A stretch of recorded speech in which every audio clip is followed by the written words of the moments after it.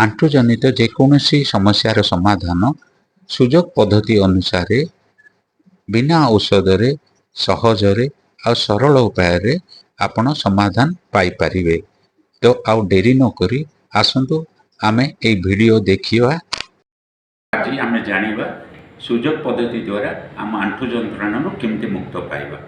ये हूँ आमर डायग्नोस्टिक जहाँकि आम सुजोग आपको जिमी कहू आउ आमर सुजोग पद्धति अनुसार मझीर हाथर मझी दुई आंगुठी हूँ आमर गोड़ को बुझाए।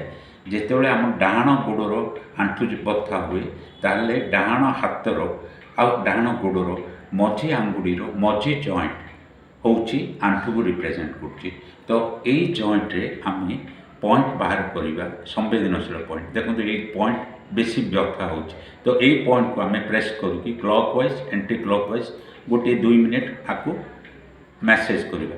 मैसेज करवा द्वारा देखिए आंठु जंत्रणा पाखापाखि 50% आपणकर रिलीफ पाई जाइए। आउ परमानेंट क्यूर पर आम कौन करवा ये गोटे नाली पॉइंट देकी ये आम सर्जिकल टेप माध्यम मुग गोटे लगे यही पॉइंट रे आम ये प्रेसर देके आपको 24 घंटा रखा आ 24 घंटे प्रति घंटे मिनिट धीरे धीरे आपको प्रेस करवा। या द्वारा बहुत उपशम मिले। आ गोड़े पॉइंट देखा गोड़े केमती गोड़र भी मझी आंगुठी हूँ आंठु। तो मझी आंगुठीर यही दुई जॉइंट मझी जॉइंट हूँ आंठु को बुझाए। आउ टेप्रे ये मेथी लगे ये मझी जॉइंट रे आमे आपको लगे 24 घंटा छाड़ीदेवा। आपण किछि दिन भितर देखंतु आपणकर आंठु जंत्रणा बहुत आराम मिल या सुजोग रिंग कह जाए।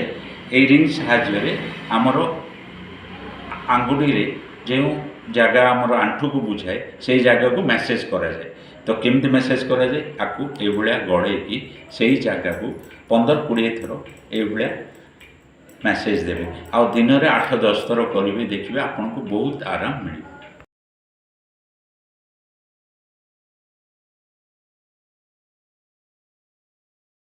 आमर ठिकाना है सुजोग एक्यूप्रेशर चिकित्सालय और शिक्षा केन्द्र पाटरा स्ट्रीट ब्रह्मपुर ओडिशा।